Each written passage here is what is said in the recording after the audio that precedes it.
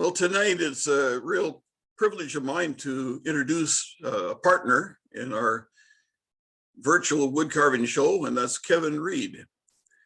Kevin lives down in the, I guess I'd say Pickering area, and he's been retired for a few years now, but is enjoying his wood carving and also some of his work at Lee Valley. So Kevin, welcome you into this session tonight. And if you could begin to speak, that would be great. All right, well, welcome everybody to tonight. We were thinking a little while ago, Murray, Mark and I, and we were just talking about, it'd be kind of interesting to have an OWCA on location where we could actually take you to some places and show you some, could be some stores like we're going to do tonight. In the future, perhaps we're thinking of taking some trips to maybe some people's workrooms, just getting out into the community and then making it available to you. So to start us all off, I've been working at Lee Valley for the last, I guess it'd be about 3.5 years. Right now, I've got a big schedule of 1 day a week. Actually, it's 1 day every 2 weeks because of COVID and changes and different things, but I'll be getting back to it. And my role, like all the employees there, we do sales. But my main responsibility right now is when the truck comes in with all the goodies on the truck, I get to take them off the truck and put them on the shelves in the back. But I thought it would be a really fun trip for you to take a look at the Scarborough store. And this is an opportunity just to look out in the showroom, as well as I'll take you into the back. There are so many different things. If you've been involved with Lee Valley, there's so many things there. But I'm going to concentrate on just some of the carving aspects of it. And so what I did is I put together a little video. So I'll be able to show the little video. It'll just run itself along. And at the end of it, if you have any questions about Lee Valley or anything down the way that you'd like to ask, except for, can I give you a discount? You can, I'd be more than happy to answer whatever questions I can answer for you. So without any further ado, then I will put on the video. I'll just be sharing your screen. I'll take over, and you should be able to see it from your end.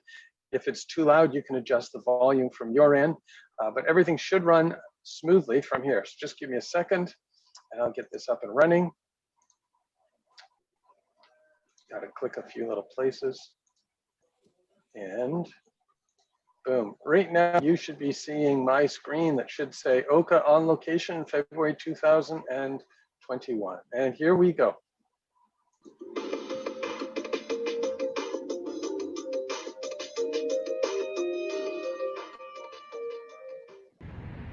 Hi, and welcome to Ontario Woodcarvers on Location. I'm Kevin Reid, and today we get the opportunity to go inside Lee Valley, the Scarborough store. Let's go inside. So here I am. I'm inside now, and I have been given permission to do a tour throughout the store, and we even get a special treat. I even get the chance to go into the back, into the warehouse, and see some other little hidden gems that are inside. Are you ready? Let's begin our tour together. Since I'm left-handed, we're going to begin on the left. As we enter the store, look at this, they've already got the seeds up, they're getting ready. This first little section that we're working towards, this is going into the gardening section.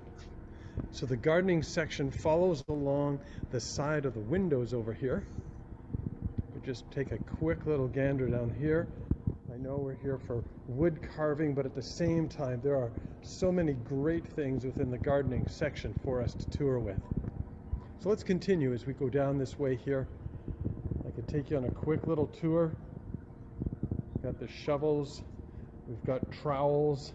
There are so many neat little things that they've got going along in this area. Here's one of the little hidden gems that they have. I found this in the back corner. This is the last chance. Look at all of the things that are around here that they have. Make sure if you ever get a chance to check out the store, check out the last chance. This is all the different sale items. They've got whole piles of different things. As we make our way over to this section, this is the hardware section. This is where they have all the knobs and the handles, such a huge variety. You could spend a long time in here if you're doing some renovations in your kitchen. There's so many different areas, and these items that you have here in the middle, these are all sorts of different plans that they have available. Our next area we're going to take a look at will be the woodworking area, and we've got the glues over in this section here. We have, as I turn to my right, we've got some displays of carving chisels and items. In that area you have the flex cut tools. We've got the Henry Taylor tools that we have down there. If you are outfitting your workroom, right here you will see this is for dust collection items. Along the wall we have all of the different finishes. There's oil-based finishes, there's water-based finishes, we have the tung oils, we have the tried and true, the varnish oils. We're seeing all sorts of different things to help you with your finishes. Beside that is a huge display of all sorts of clamps of various sizes. As they say, you can never have too many clamps. Here we have the Rikon display, the Rikon drill press, moving around to the Rikon joiner, and then we have the large 14-inch bandsaw. Following that we have the 10-inch bandsaw. Actually, this is the size, this is what I have for a wood carving.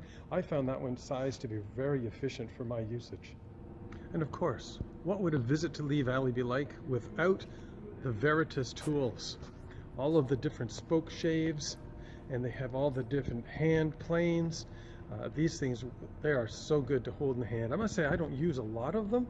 I use mostly my chisels and things, but the hand planes, there is such a wide variety. This is the SawStop table saw. Have you ever seen this working? This is a pretty amazing thing. I happened to be here one day, and what they actually did was they're actually showing us how they could put down on here for the cutting, they used a hot dog as a display. And the idea is that as soon as anything like hot dog or your finger would touch the blade, it actually throws the blade down underneath and saves your finger. They use the same hot dog over and over again, and it doesn't get broken. And we also have a little bit more Rikon over here for those that like to do some of the wood turning. Got a couple of different sizes of things for wood turning. And just behind the wood turning, we've got the display of blanks for making pens. We have the wood, we have the acrylics.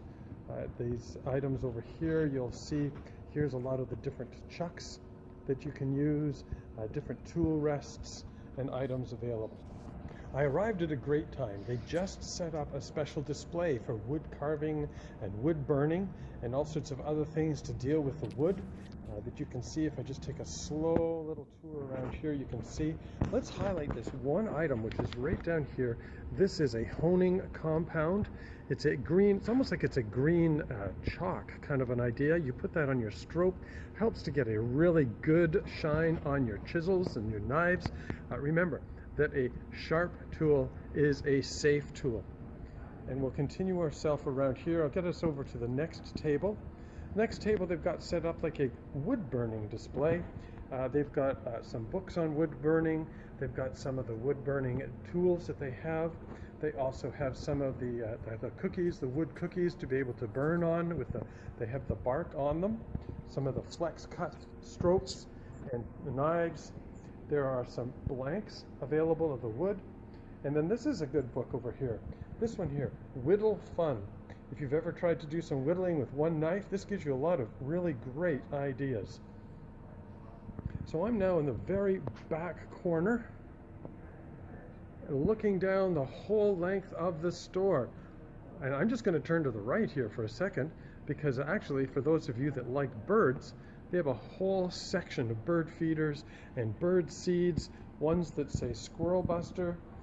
Not exactly sure. Those squirrels are pretty smart creatures to be able to try to get into all those seeds, but they have all these different displays as well.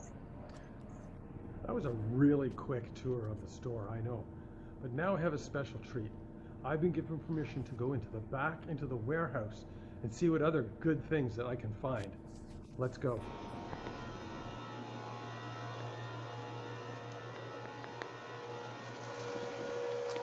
So here we are, we're in the back. Here are all the stacks in the warehouse. As it just go down on the one side, you can see all the down the way, all the different items, all in their bins on one side and on the other side, and it goes down for row upon row of wonderful little treats to be able to find within here.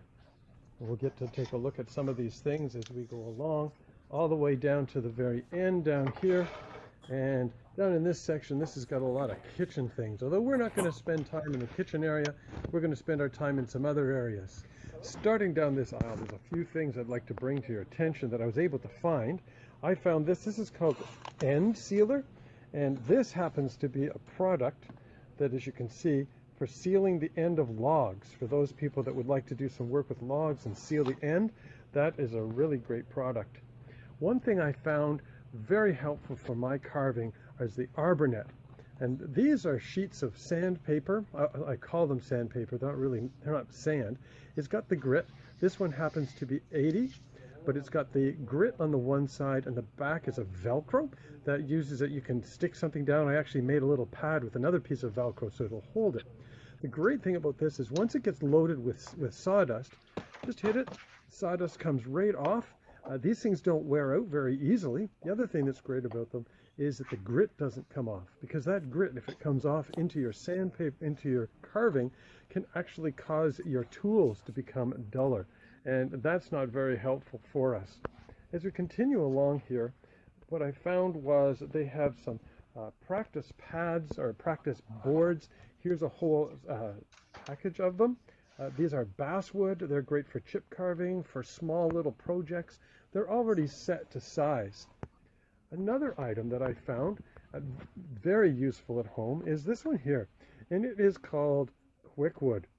With Quickwood, it's actually, you can't really see it too much in here. Well, you can almost see it here. You can see two different colors. So what it is, it's an epoxy, and you cut off what you need. You mold it together with your fingers like you would do plasticine, and then you can put it in like a wood filler, but it's actually like an epoxy to help out with that. Many different kinds of sandpaper that we know we have.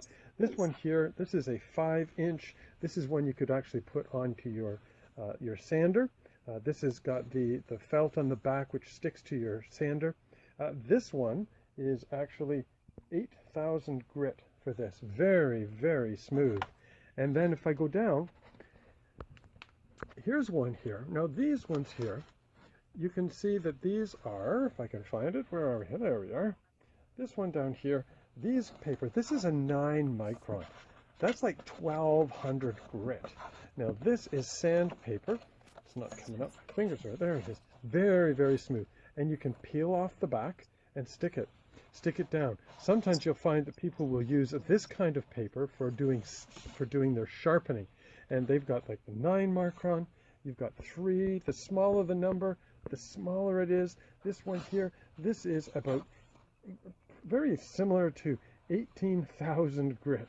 It is so fine. Excellent ones for doing the sharpening. I also found that there are many different other kinds of sandpaper available down this aisle as well. When I was out front, I showed you some of the flex cut tools. Well, I found a few of them here just to show you some of the ones. I reach into here. This is one of the flex cut, the palm chisels. I really like these. I actually have the one. This one here is attached to the handle. Mine actually is the one that the blades come off. It's interchangeable, and I've really enjoyed having it. I can take it, and it takes up less room. I can take it in different places that I'm using it. But this is a nice set that has. Another feature that I'd like to show you of the flex cut would be up here, and that is this is just their chip carving knife that they have with the handle, which is curved to help sit in your hand. Another one of the chip carving knives, you'll see chip carving, I do a lot of chip carving, I found was this is the Moore chip carving knife. The blade is kind of similar, but the handle is very different from it. But that's a chip carving. And there are other chip carving knives. Unfortunately for me and for you and me, these are ones, and they're already packaged and I can't open up the package. Now we've come to the area where the Henry Taylor tools are, and there's several of them I want to show you. I'm sure a lot of you have seen a lot of the different tools. This one here is a number 9. This is a number 9, 3/4 of an inch. Very nice. I have a number 9, but I have a smaller one. I could actually see that this would be useful for me just to get that right curve on the chisel. And then if I come down to the very bottom, here is one that is a little bit different. Look at this. Here it's a spoon gouge. Very nice for getting down and underneath and undercutting as you go. And I just want to way up to the top. Up here I have a back bent. Now look at this. Back bent. So it's bent back, obviously. So it's a gouge. It's also a fish tail. That means that it's wider at the end. I like the fish tail. It helps get into the smaller little sections as you're working. And look at this here. If you are into having an, well, I would say that would be an enslop, however you would pronounce that. It's an AIDS. Look at this. Look at the size of this. Isn't that a solid piece? Wow. For those of you that like to work with logs, bigger pieces, that is a powerful tool to be able to use. We all know the challenges of trying to keep our tools sharpened. There's a whole assortment of water stones that I found. Here's one here. As you can see, it is 250 by 1000 grit. And this particular stone, although it's in the box, it's a great stone to be able to have to get the right bevels on your chisels. The beauty of waterstone is there's no oil. You actually soak it in water, and that's the lubricant. Another one that's a great one to have is something like this, 1000 to 4000. That means that it's got two sides. So you can see the two different colors. So the 1000 gets you finer, as well as the 4000 really puts a nice polish on it. For myself, what I really like with my chip carving stone is the ceramic stones for chip carving. The first one here, which is the darker stone, and it's ceramic, and it is equivalent to an 800. I use this for doing my sharpening. I don't usually have to use it too much because I keep my tools nice and sharp. This one I use all the time. This is an 8000 grit, and this is a ceramic stone. The beauty is you can put a little bit of water to lubricate it, but once it gets dirty, all you need to do is wash it off, put it right straight under the tap, wash it off, clean it up, and you are ready to go. There's so much to learn for doing sharpening. Continuing with sharpening, we have down here, I just have to get down, right here we have a diamond stone. Now, if I just take this out, this is really neat. Oh, I just got to turn it over for you. You can see right in there where that yellow is, that's actually diamond. It's a flat product with a diamond on it.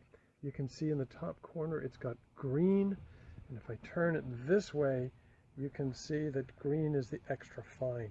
These can take off, if you go to the coarse, can take off a lot of metal, and the fine can get you that fine polish that you would like to have. Now, how about something for your pocket? Let's reach up into here. And this is a diamond sharpener as well, but notice, like, put it with my hand, you can see the size. See, the red is you're holding on to it, and the gray part at the top, that's your sharpening product that you have at that point there. And you've got those, as well as, if I go down below, very similar. This is the green again, just like you had with the diamond, but it's covered. So it actually flips around and opens up, and so the covering becomes the handle. So it's a little bit longer than the paddles that you had before. Again, as I said, there are many different items to help you with your sharpening. Make sure you keep sharp tools. Sharp tools are safe tools. I'm not really into any of the power carving, but I know that some of you are. And here's one of the kits, the Fordham kits. Look at that.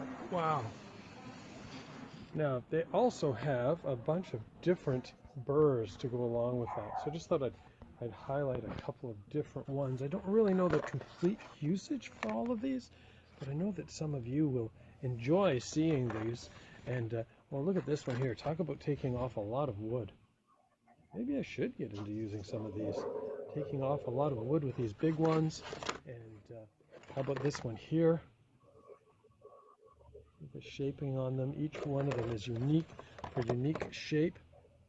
But this would be for those people who are wanting to be involved in the power carving. Have you ever used a riffler? Let me get a riffler out of this box here. A riffler is like a file, but it's a lot smaller. And if I can get this in here to focus, you can see it's hard to focus it here.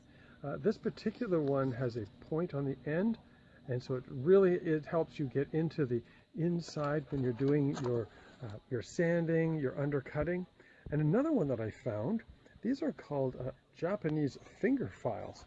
This one here happens to be a V groove, and you can see by the shape of it, get this right here, it's got the red part that you would hold on with your finger, and then the rest of it, it's a V. It's almost like it's a V gouge, but it's not a gouge. It's actually like a very fine file.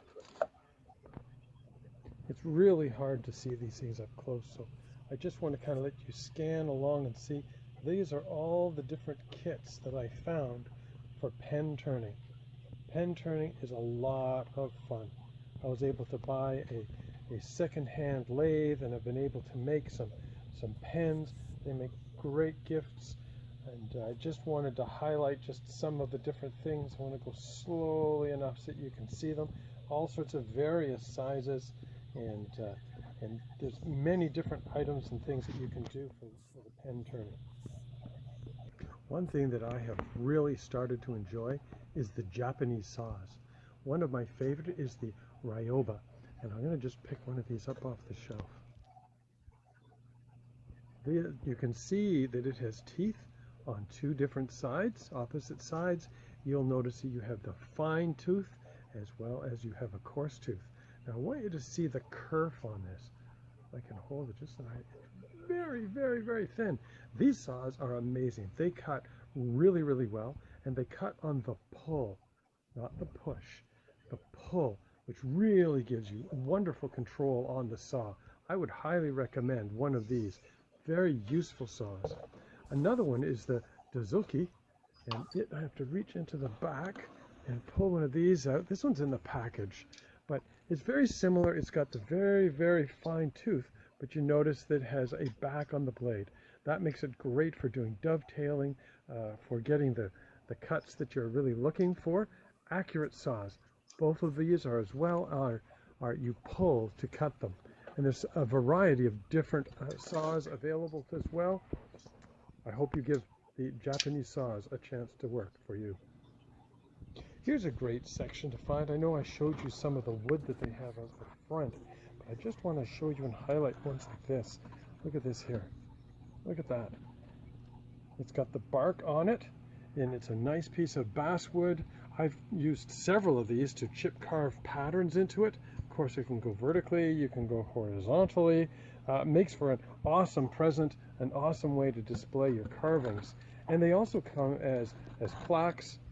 We've got the smaller plaques, and over here, of course, they have larger plaques that are available. Below that, what I found was the wood burning. Now here is a thing that I'm just getting new at, is doing some wood burning. This has got the razor tip, so they've got a couple of different sizes of the actual machine itself, and then they've got all sorts of different pieces available for you to be able to use. They've got down here, this one here, and I know it's really hard to see. I'll hold it out here so you can see it. It actually has 8 different small pieces, and each of those are the nibs for the end of the pen. So these would help with an interchangeable pen, as opposed to purchasing the pens as separate pens. Besides sharpening, one of the challenges that we face is always trying to finish our work. How are you going to finish it? There are so many ways you can do it. With wax, you could leave it plain, but you put a wax on it, you could stain it. Here's a couple of others. Right here you have a satin. This would be an oil-based satin polyurethane finish that could go on it. This one here is a salad bowl finish to be able to go on it. And down here, I like to use the water base. I'm not too much in wanting to have a mess, so I like to have the water base so that it will actually makes cleanup a whole lot easier. Have you ever tried to finish something with a Danish oil? A Danish oil really puts a nice fit. It's easy to put it in. It's easy to just put it on thin coats, let it dry, put another thin coat. Also, it's also food safe. So that's another handy idea. Another one that's along the same idea of the oils is the tung oil. I've used this a few times. This tung oil too works great on outdoor applications, and it's also food safe. I've done it for lawn furniture. You have to put several coats, but it really puts them in and gives a really nice finish to it. And I have been really on a shellac kick in the last little while. So here are shellac flakes. You can buy shellac already pre-made, but with this one here, you can put it with a little bit of alcohol with it, and you would be able to really finish it up. It's a nice finish on the outside, something that makes it, just gives a little bit of a gloss. There's different ones you can have with the amber, and you can also have dark, depending upon the wood, although I tend to go towards the lighter one. Now, if I move my way down here, we have some of the CA glues. You know, I always get these things confused, so I always have to look them up. So they come in the bottle that looks like this. This is hot stuff. Hot stuff has a consistency of water. So if you have a little crack, you can put that in, it flows in, and it will harden and fill that crack. Then you get to the, that's not that one, it's this one here, which is the Super Tea, same kind of a bottle. But with the Super Tea, it is more like a syrup. So if you think of that consistency of syrup, then you move over to the Specialty. Specialty, once again, a similar kind of a bottle. And with the Specialty, that has got the thick like molasses. It's great for gap filling. So you can use the gap filling for that. And also, if you want to speed things up, although for some of these things they're quite quick for hardening, you can have the solvent. For cleaning up, sorry, for cleaning up, not for speeding it up, for cleaning it up. So there are some of the items under the glue. If you're like me, you just found the payload, all the books that they have to offer. It goes down the side here. I actually found some on some other aisles as well. Let's take a look at a few of them. All right, what do we have up here? Oh, look at how to build snowshoes. Very appropriate since I'm filming this in February. Oh, here's a book. I should have had this book before. I tried once to carve a gourd and it was not too successful.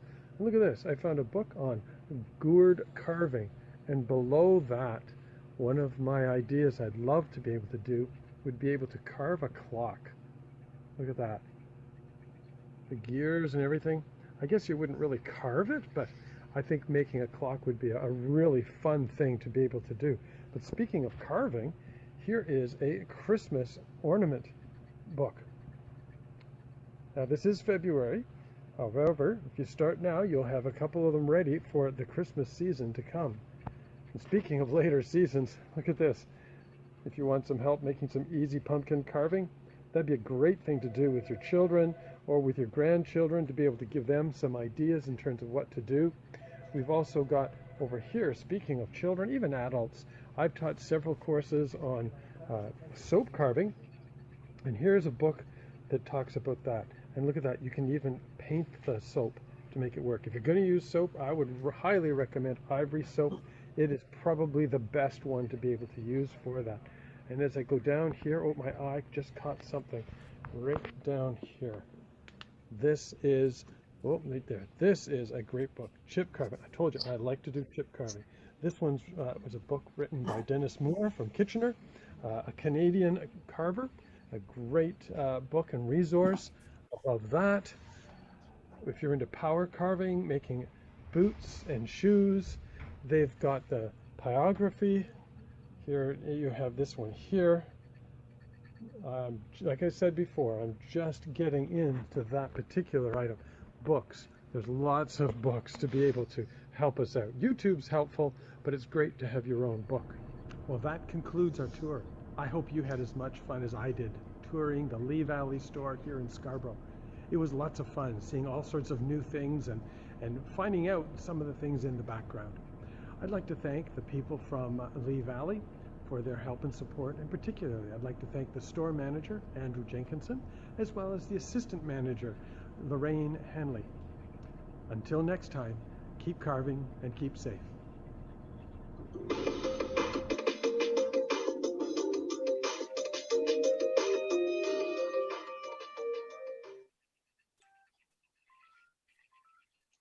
There you have it. A quick tour of Lee Valley. I hope that it got you kind of excited again and sort of seeing some of the resources and things that are out there. I just thought I'd show just a few of the things here. I did talk to you about some of the saws. I'm not sure if you've used any of the Japanese saws. I have here the Ryoba. This is my saw. This is a, they would call it the modern one. That's because this part right here, you can undo this. This is plastic and you can take it off.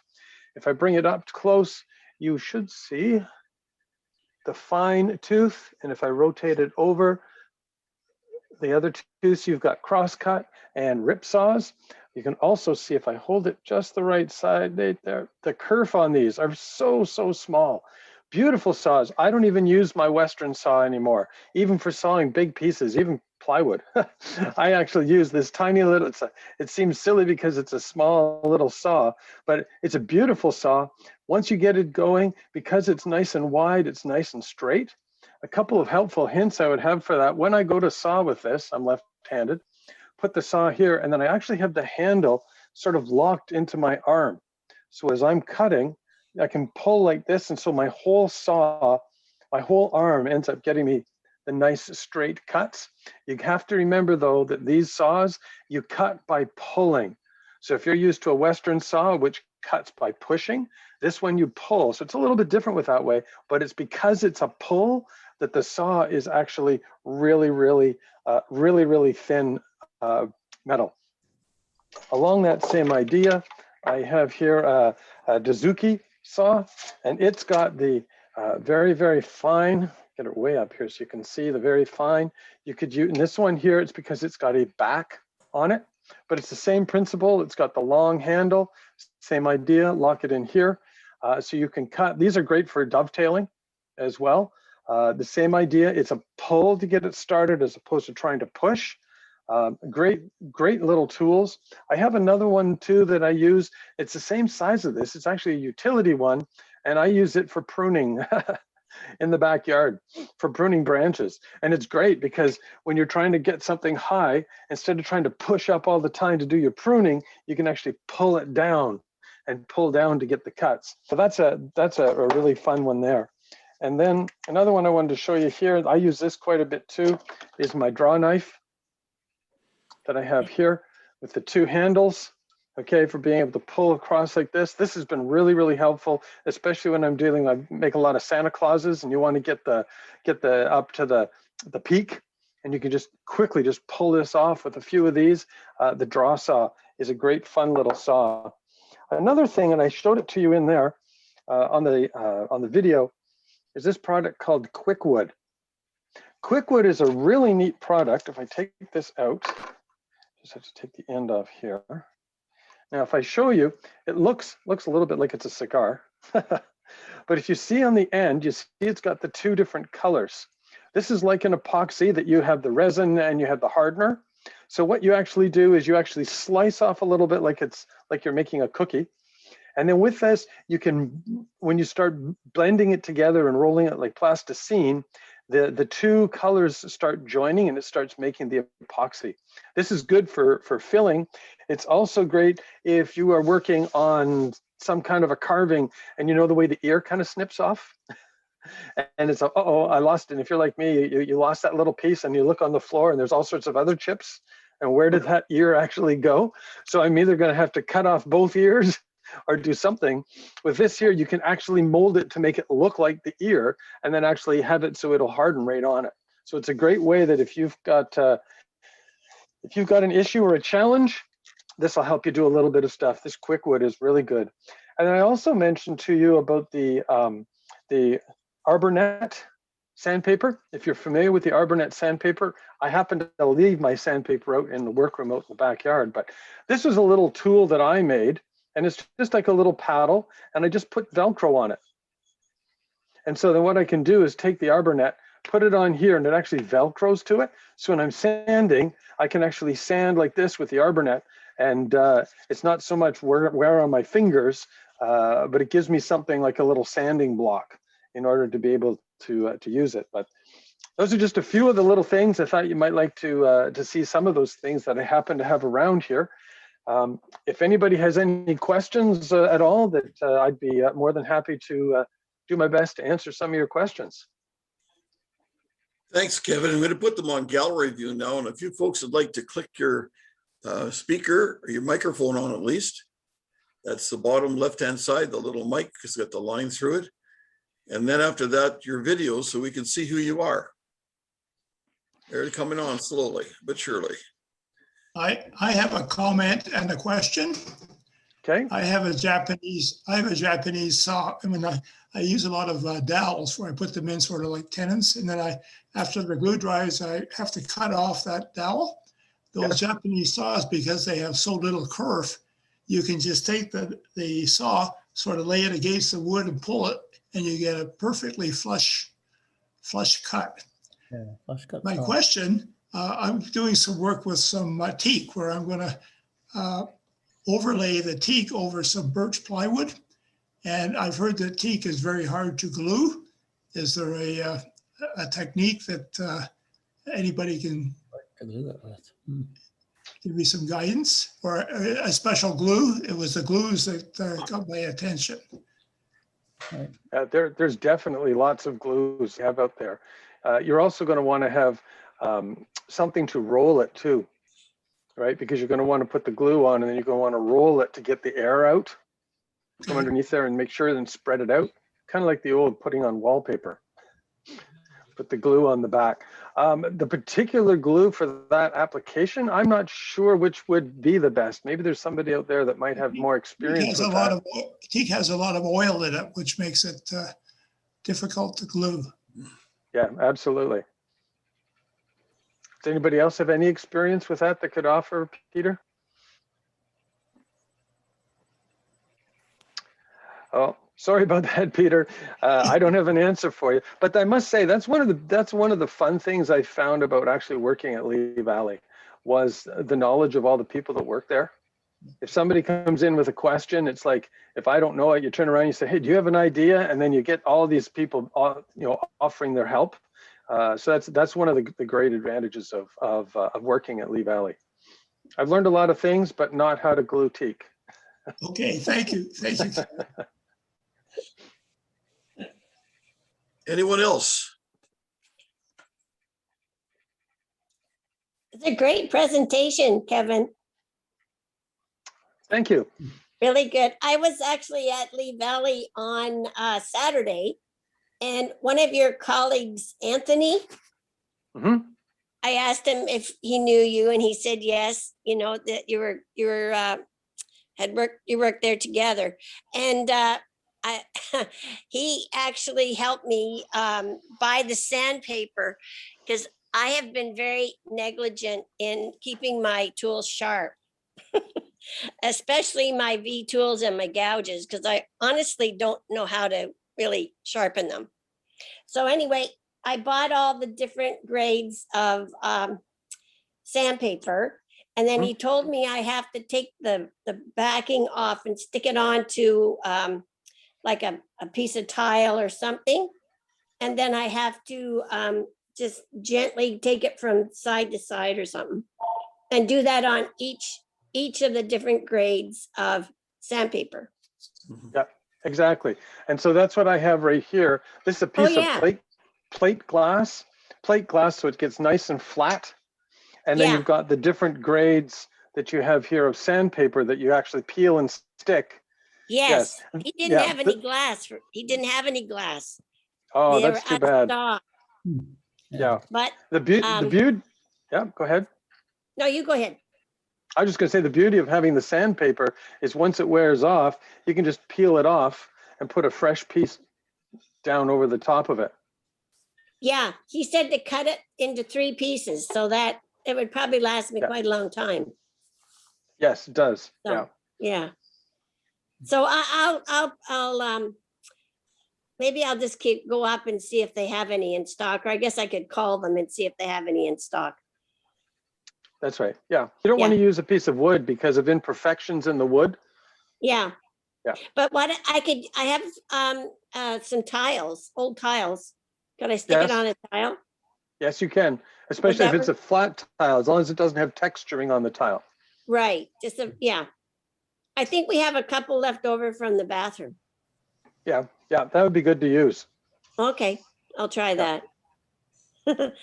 So he said to say hi.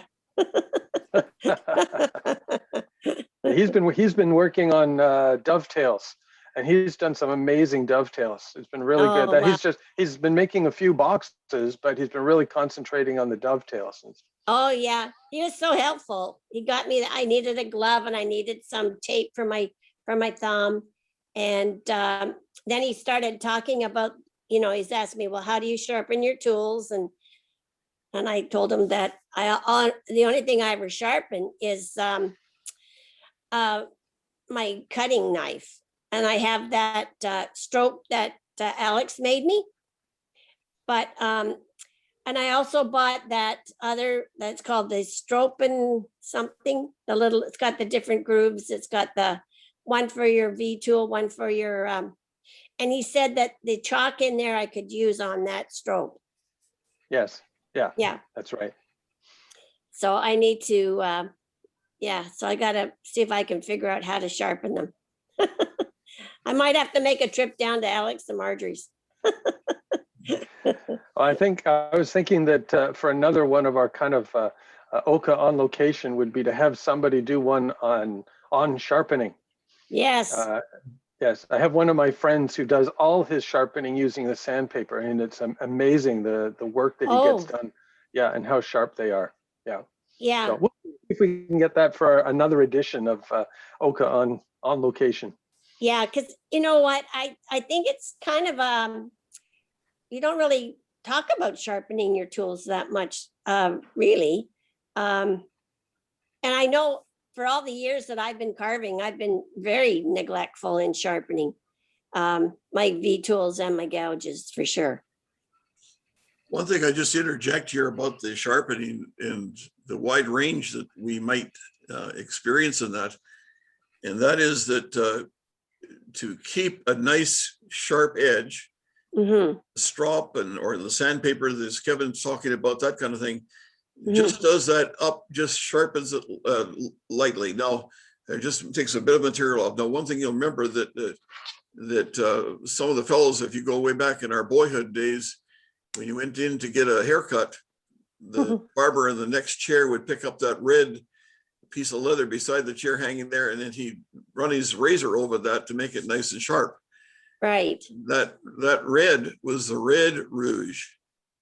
The green is a finer type of material, and then the finest one, Flex Cut, sells that a lot with their tools, is a gold color or yellow. Yes, that's the one I got. And that's a much finer one. No, but some of the reasons we sharpen is that, of course, the wood will be doing something to our knife, and depending how you're pulling it and how you're bringing it through. The second worst and most horrible thing is to drop your blade and hit the floor, and you get a chip in it or a little cut or a break in the metal. That requires another kind of surgery in sharpening that just doesn't happen with a strop.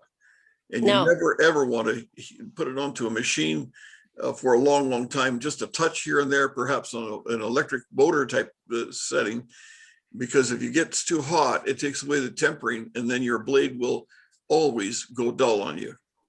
There's two levels. One side, inside of the metal, is hardened to a certain way, and then the outside is a case hardening, and it makes it very, very sharp, and it stays sharp a long time, holds its edge.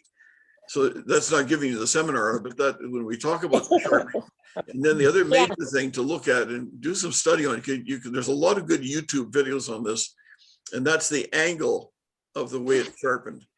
A sharpening, like a carving knife, is sharpened at a different angle than the chip carving knife. And Right. both of those knives are different than the chisels that we use, which is with a mallet. That type of thing takes off bigger amounts of material. So take a look on YouTube. You'll find some great help on that area. But Kevin's Okay. idea of going on, finding somebody that would do that for us in a shop, that's a great one, Kevin. Great thing to look at. Yeah, Just have I'd to really, find the person. Um, Any other Does anybody- comments or questions? Has anybody ever tried sharpening their carpentry chisels using one of the jigs that Lee Valley sells? Not yet. So this one here, it actually has a roller on the bottom. And so you set the angle. And so then when you put it down, it actually keeps it for the perfect angle. Hold it up again there, Kevin. Just on the full screen, yeah. Yeah. So what you do is you have this piece here. This piece slides on. It slides on like this. I'm just going to get it set. I know it's really hard to show you, but on here, there's a little button and you can slide this up to see, if I get a little closer, to see the different degrees that you want to have on the end of the chisel. So what happens is there's a little stopper here. And if I turn it to the back, you can see that my chisel is right up to the edge. So my chisel's right up to the edge here and along here. That means once I get that set, I can take this piece off here. Come on. You can come off. There we go. And that means that when I take this here, this is one of those diamond Oh, yeah. stones. When I put it down like this, the bevel is exactly 25 degrees. And so then all I have to do is roll it. Makes a lot of great noise when there's no lubricant. But anyway, I go back and forth and it actually ends up becoming exactly 25 degrees on the end. It's a great little jig for sharpening your carpentry tools. Wow. So that's another part on sharpening. Hmm. Now I've got black all over my fingers, but that's okay.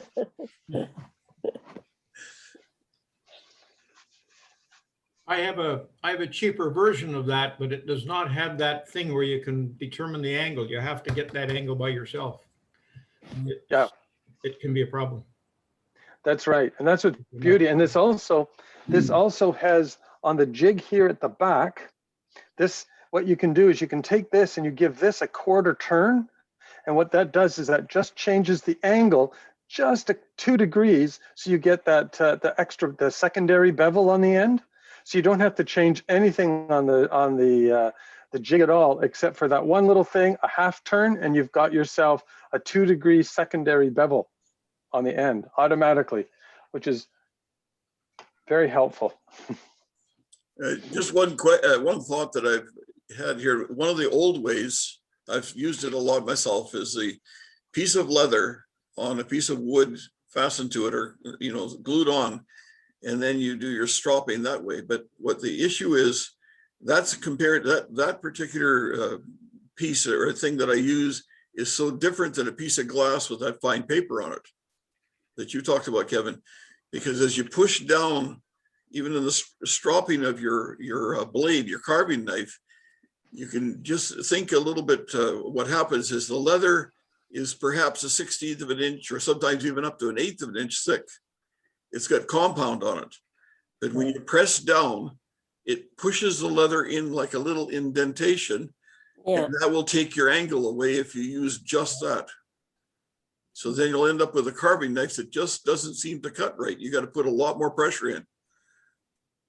And one of the other things that's done over the years is when I do a lot of carving, I mean, talking 3 to 4 hours at a time, maybe more than that, I'll start feeling a pain in my elbow. That's one of the first signs that my knife is dull. If I stop and keep it sharpened up and nice and polished looking, that pain just doesn't happen. But I also should take breaks. That's the other little thing that's a secret there. Yeah, I know. I often get cramps in my hands too. And I know that's probably from not having a sharp tool and, just doing it for too long.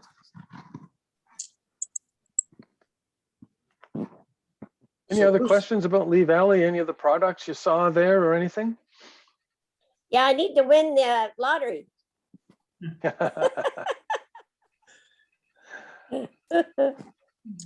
I wondered, Kevin, that some that may be closer to a Lee Valley store like Ottawa or in the Kitchener-Waterloo area or in Toronto, two different stores in Toronto, the classes that they give from time to time, have you been involved in that or do you know much about it?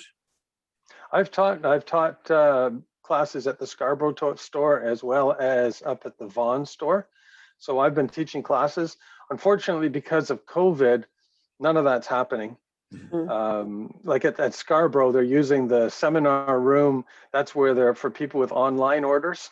You know, they've got tables all set up for people's last names, A, B, C, D, and that kind of stuff to be able to do it. So they'd like to get back to those. I hope that they get back to those things, because what a great way to be introduced to, whether it's wood carving, wood turning, what an awesome way to do it. And they treat you so well. You know, you get lunch out of the deal, and you know, it's a pretty good deal to be able to have those. Yes. Yeah, I really enjoyed that. Remember we made those little Christmas wizards? Yes. Yeah, that was really fun. Well, one of the interesting things, if you go on to Wikipedia again on the internet and look up the name Leonard Lee, he was the fellow that started off Lee Valley, right? Is that right, Kevin? That's correct. Yeah. No, I think his son now, or some of his. Yeah. Robin, his son, is now has the company. Okay. And the part for me that's kind of neat, because Saskatchewan was his roots. That's where I came from. But the best part of the story was he started this online store, more or less, and warehousing, and not with little tiny knives or sandpaper. But tell us more about it, Kevin. You remember that story? Well, his first product was how you can make a stove out of an old oil can, like a big oil drum, and how you can take that, and he would sell the parts for that. And then that started off with the whole mail ordering, and then it just kept growing and growing and growing from that. But that was his very first product, was how to make a stove out of an oil drum. And so those parts were cast iron. Many of them you had to ship in the mail. Yeah, that's right. Wow. It's a fascinating story to read. One of the real good ones about wood carving and wood people. He has a really good book, and there is a video too that Leonard Lee did on sharpening. And it's sharpening chisels and axes and lawnmower blades and all this kind of stuff. So he has a book that he created like that, which is a really good resource. So is that video available through the store? It should be. You'd have to just take a look and see. I know they had it, and then it kind of went out of print, and then it came back in again. So yeah. How about Bruce Kitchen up in, where from? I can't remember now. Lakefield. Have you got a question or thought? I was just thinking, when you were talking about your arm gets sore after a while because the blade's getting dull. One of the places I was at in Florida, where there was a pretty experienced wood carver there, his suggestion was that after you'd been using your knife about 30 minutes, you should strop it again. And because it's gradually getting duller and duller as you go. And half an hour, he said, I guess half an hour of steady cutting, but there's grit in the wood and so on that's dulling the edge all the time on you. And so it's, 30 minutes is what he said, and strop it again. Thanks, Bruce. How about Forrest Grierson? Any thoughts or suggestions or questions about the sharpening or about tools, etc.? Well, sharpening is something that I'm trying to learn myself. It's supposed to have a bit of a touch to do it properly. And I guess my fingers aren't that sensitive. But I try and use a little sharpening pad that one of the tools that Kevin was showing us earlier, the palm thing. They have a sharpening pad, that I use quite often. Thank you. Hi, Forrest. Yes, How you doing? Hi, nice to see you. Yeah. Robert, Are you doing well? Robert, would you like to make a comment or question? I've been trying to sharpen my tools, and I've bought one of those little from Lee Valley, little grinder, a vertical one with a belt on it, and it seems to be working good. Mhm. Yeah, those are nice. Those are really nice, aren't they? Yes, they are, but they're not. I don't know. I have trouble with my gouges on them though, but I guess maybe it's my eyesight too, though. Do you have the leather strope for it as well? No, I don't know. Yeah, because you can get a leather strope, so that Okay. whole big band, you could have that on as well, and then you could put the honing compound on it, and then you could use that as well. Okay, I'll see if I can pick one of those up. I've got a list for Lee Valley now. We all do. Yeah. There's a key to this too, is remember the angle of how Yes. you hold it. And that makes a difference of day and night, how you cut. Yeah. Keep your eyes open too when it gets closer to Christmas, because they have they've had the last few years, they have the deal where you can buy a gift card, and it might be like $100 gift card, but you only pay $85 for it. Okay. Or you can buy a $200 or $400. Some people will buy $1,000 gift card and pay $850 because they know they're going to be buying a whole bunch of product. So if you keep your idea, just take a look. It's kind of like, oh, good. That's extra $15 I can spend on me. Oh, I Wayne, like that. Wayne, you've come back and sat down at your seat there. With Lee Valley, do you folks in Thunder Bay have a connection with that at all? No, I'm in Cornwall. Oh, Cornwall, I'll say, sorry about that. Yeah, so the Ottawa store is my favorite. Right. Yeah. Anytime I get a chance, I take a run through there. Going in there needing nothing, but I'm coming out with a bag full. Yeah. Just I like hear that a Costco. lot. I hear that a lot. I've been to the store in Halifax. It's 2 hours from me though. It's the only one I know of in the Maritimes. But Yeah, it's the only one in the Maritimes. Yeah, there's one in the Maritimes. There's one in Quebec, Laval, Quebec, and then all the rest are Ottawa and westward. it's close enough. If I really want something, I can get it. I've ordered from Lee Valley about 3 times Yeah. last year. And during the pandemic, their curbside service has all been excellent. Yeah. I've used it twice and go up there, everything's ready, always with a smile and taking good care of us. Mhm. That was, and part of the thing that we wanted to do with giving you little tours for people who don't regularly get into the store, just to give you a little bit of a, what it's like to be in the store, hopefully get your thinking of some ideas and things for your carving. I didn't do this as a commercial for Lee Valley. I did it as a help for wood carvers. So just as long as you know that. But it won't hurt Lee Valley. No. No, but I got their permission to be able to do it anyway. So I'm sure Yeah. you did. Oh, for sure. No, that's a great store. They have Lee Valley so is- much. Yeah. Unbelievable. Like even the gardening stuff, like it's just such good quality. And yeah. My biggest problem with Lee Valley is just 10 minutes down the road from me. Oh. Oh, I get there too often. I'm sure. yeah. So they have the new store in Niagara. It's been open for a few years, and they've been very good to the club down there for their competitions. They'd always donate gift cards to the prizes. Oh, yeah. Oh, that's nice. We're very impressed with Lee Valley. Same thing in the Ottawa area. yeah, and they did that for the Magic and Wood show as well. They've done the same idea. Yeah. Well, folks, I think we've come to exhaust Kevin. Wrung everything out of him we can get out of him. Again, there's no discounts for Kevin and no discounts for us, except that you get close to tools and your hands shake, your heart beats faster. It does happen to all of us. I just add to one of the things that Bruce, I think it was, that mentioned about the 30 minutes. Was that, you said that about 30 minutes? About 30 minutes of carving with the knife, yeah. My eye doctor said that you should be doing the 20-20-20 exercise. Every 20 minutes, look up for something 20 feet away for at least 20 seconds.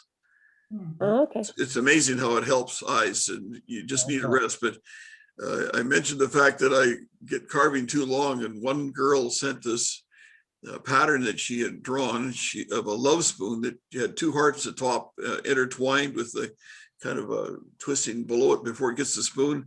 It was about 4 inches long.